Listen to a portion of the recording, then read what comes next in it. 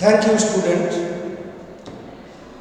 আশা করি তোমরা সবাই ভালো আছো, ঠাকুর মা স্বামীজির কৃপায় ভালো আছো।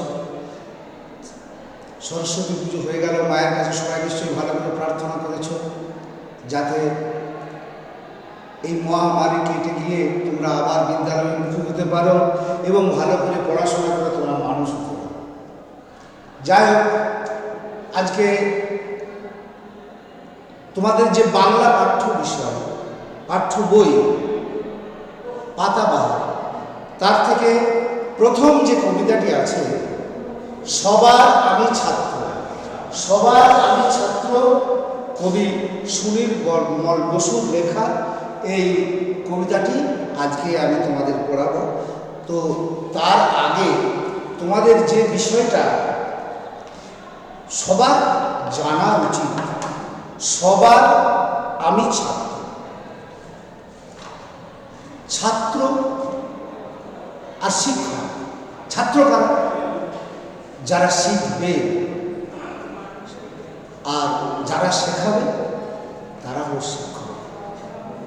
জীবনে যে প্রথম মুহূর্ত, সেই প্রথম মুহূর্ত থেকে জীবনের শেষ মুহূর্ত পর্যন্ত প্রতিটা ক্ষণ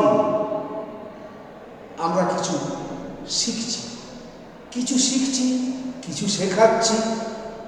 তো যাই হোক, আমাদের সবার জীবনের একটাই উদ্দেশ্য। আমরা তো মানুষরূপী একটা প্রাণী হয়ে জন্মেছি।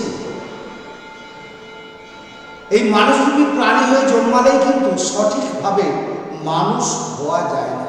মানুষ হতে গেলে, অর্থাৎ মানুষ নিজের সম্পর্কে জ্ঞান অর্জন করে, এই মানুষ হতে গেলে আমাদেরকে, প্রকৃত মানুষ হতে গেলে আমাদেরকে বেশ কিছু গুণ, কতকগুলো গুণ আমাদেরকে শিখতে হবে। কতকগুলো গুণ, কতকগুলো বৈশিষ্ট্য আমাদের মধ্যে থাকা অবশ্যই আছে এবং কতকগুলো জিনিস আমাদেরকে শিখতে হবে। তবেই আমরা প্রকৃত মানুষ রূপে পরিগণিত হতে পারব। ঠাকুর রামকৃষ্ণ দেব বলেছেন আমাদেরকে, তার নিজের মুখের কথা, যাবৎ বাঁচি তাবৎ শিখি। সত্যি তো, আমরা সেই ছোট্টবেলা থেকে যখনই আমরা একটা মানুষরূপী জীব হয়ে মায়ের গর্ভ থেকে এই পৃথিবীর মাটিতে আমরা অবতীর্ণ হয়েছি, তখন থেকেই সেই যে প্রথম দিন, সেই প্রথম দিন থেকেই আমরা প্রতিনিয়ত কিছু কিছু শিখে যাচ্ছি, কিছু কিছু শিখছি। এই সভ্য সমাজে আমাদের অনেক কিছু শেখার আছে। শুধু প্রকৃতির কাছ থেকেই নয়, মানুষের কাছ থেকে, বিভিন্ন জীবের কাছ থেকে আমাদের কিছু শিক্ষার আছে। আর কতকগুলো গুণ আমরা না শিখলে, আমরা কতকগুলো গুণ আমাদের চরিত্রে না থাকলে আমরা প্রকৃত মানুষ হতে পারবো না। সেই গুণগুলো কি কি? সেই গুণগুলো আমি বলি। সেই গুণগুলো দরকার আমাদের শরীরে, তবেই আমরা প্রকৃত মানুষ হতে পারবো। সেগুলো হলো উদারতা, সারল্য অর্থাৎ সরলতা, সততা, মহানুভবতা, ধার্মিকতা, কঠোরতা, কর্মক্ষমতা, সহিষ্ণুতা, সরসতা ইত্যাদি ইত্যাদি ইত্যাদি। এই সব গুণগুলো আমাদের চরিত্রে থাকা দরকার। তবেই আমরা একজন প্রকৃত মানুষ রূপে পর্যবেসিত হতে পারব, একটা মানুষ হতে পারব। এবং সেইগুলো যদি আমাদেরকে শিখতে হয়, তাহলে প্রতিনিয়ত, প্রতি মুহূর্ত প্রত্যেকের কাছ থেকে, এই পৃথিবীতে যে সব জিনিসপত্র আছে, যারা সব আছে, তাদের কাছ থেকেই আমাদের কিছু কিছু জিনিস শিখতে হবে। যাই হোক, এই কবিতার মাধ্যমে কবি সুনীলমল বসু পরিষ্কারভাবে আমাদেরকে বলে দিয়েছেন যে আমরা এই প্রকৃতিতে কার কাছ থেকে কি কি জিনিস আমরা শিখতে পারি। দেখো, আমি একটু পড়ছি। আকাশ আমায় শিক্ষা দিলে উদার হতে পারে না। আকাশ কি শিক্ষা দিয়েছে? না, আমাদের শরীরে যাতে উদারতা আসে, উদারতা যাতে আসে, আমরা যদি, আমাদের যেন কার্পণ্য না আসে, আমরা যেন সবাইকে সমানভাবে সহযোগিতা করতে পারি। কর্মী হওয়ার মন্ত্র, কর্মী অর্থাৎ কাজে দক্ষ, কাজে দক্ষ, সেই কর্মী হওয়ার মন্ত্র আমরা বায়ুর কাছ থেকে পেয়েছি। দেখো, বায়ু প্রতিনিয়ত বয়ে চলেছে, বায়ু প্রতিনিয়ত তার নিজের কাজটা সে করে চলেছে। তার কাছ থেকে আমরা কর্মী হওয়ার মন্ত্র পাই। পাহাড় সে মাথা তুলে দাঁড়িয়ে আছে, নড়াচড়া করে, মৌন, মহান, সবার উপরে দাঁড়িয়ে আছে, অথচ তার মধ্যে কোনো মুভমেন্ট নেই, তার মধ্যে কোনো চলন, তারা মৌন অবস্থায় পাহাড়গুলো দাঁড়িয়ে আছে। তাদের কাছ থেকে আমরা মৌনতা শিখব। আর খোলা মাঠ, খোলা মাঠ যেখানে আমরা গেলে প্রকৃতির সব কিছু খোলাখুলিভাবে দেখতে পাই, অর্থাৎ আমাদের দিল খুলে যায় ওর কাছ থেকেই, ওই খোলা মাঠের কাছ থেকেই আমাদের দিল, আমাদের এই হৃদয়, আমাদের এই হৃদয়ের উদারতা আমরা যাতে খুলে দিতে পারি সবার জন্য, সেই শিক্ষাটা আমরা ওই খোলা মাঠের কাছ থেকে পাবো। আর কি, সূর্য, প্রকৃতির আর এক মহান বস্তু হলো সূর্য। সেই সূর্য যেমন আপন তেজে জ্বলছে, সবার জন্য সে আলো দিচ্ছে, ঠিক সেইভাবে আমরা আপন তেজে যেন জ্বলতে পারি, সেই শিক্ষাটা আমরা সূর্যের কাছ থেকে পাবো। আবার তার সঙ্গে আরও দরকার, আমরা কিভাবে মিষ্টি হাসি হাসতে পারবো, অর্থাৎ আমাদের মধ্যে একটা মধুরতা থাকবে, সেইটা আমরা শিক্ষা পাবো চাঁদের কাছ থেকে। চাঁদ কীরকম মধুরভাবে রাত্রেবেলায় সবার দিকে তাকিয়ে হাসছে, সবাইকে আলো দিচ্ছে, সেইটা আমরা শিক্ষা পাবো চাঁদের কাছ থেকে। আবার সাগরের কাছ থেকে কি শিক্ষা পাচ্ছি না, সাগর রত্ন আকর, রত্ন আকর মানে রত্নের খনি, রত্নে যার বুকের মধ্যে, যে খনির মধ্যে অসংখ্য রত্ন রয়েছে, মনে মুক্তা, দামি দামি রত্ন রয়েছে এই সব সমুদ্রের গর্ভে, বুকে, সমুদ্রের মধ্যে। আমাদের মধ্যেও যেন সেই রত্ন আমাদের শরীরের মধ্যে থাকে। আর কি, নদীর কাছ থেকে আমরা শিক্ষা পেলাম আপন বেগে চলতে। এই যে সময়, আমরা যে জন্ম লগ্ন থেকে মৃত্যু পর্যন্ত এই যে একটা বিরাট সময়, এই সময়টা যাতে আমরা নষ্ট না করি, আপন বেগে আমরা যেন সভ্যতার স্রোতকে নিয়ে আমরা যেন এগিয়ে চলতে পারি, সেই শিক্ষাটা আমরা নদীর কাছ থেকে পাই। আর কি, মাটির কাছ থেকে আমরা শিক্ষা পাই সহিষ্ণুতা, কিভাবে সহ্য করতে হয়।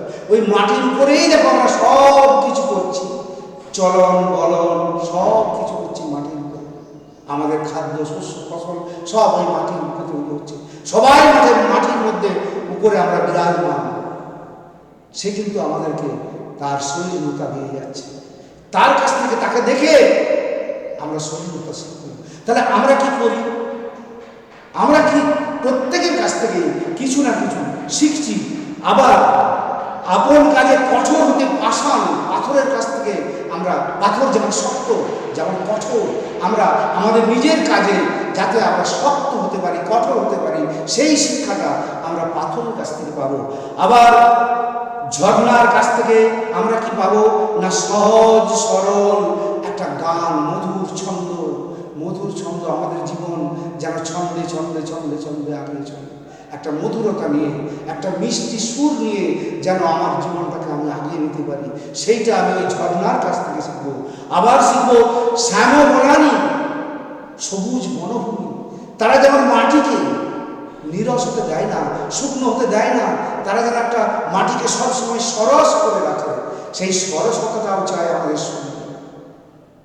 এই সব গুণগুলো আমরা বিভিন্ন এই প্রাকৃতিক বস্তুগুলোর কাছ থেকে আমরা লাভ করে থাকি।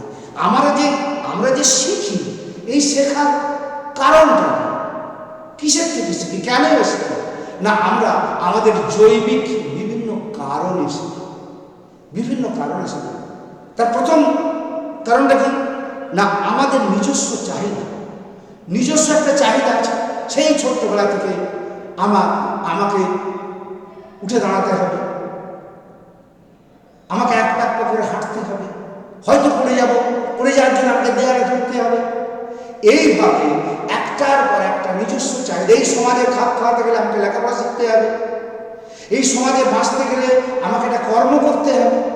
তো আমার নিজস্ব চাহিদা থেকে আমি কিছু শিখি। আর কি থেকে শিখি না, আর শিখি কিছু অনুকরণ করি। বিভিন্ন প্রাকৃতিক বস্তুকে দেখে আমরা কিছু কিছু অনুকরণ করি, সেই অনুকরণ করে আমরা কিছু শিখি। মা কি করছে, বাবা কি করছে, সমাজ কি করছে, ডাক্তার কি করছে, শিক্ষক কি করছে, রাজনীতিবিদরা কি করছে, কোনটা ভালো কোনটা খারাপ, তা এই সব জিনিসগুলো আমরা অনুকরণ করি।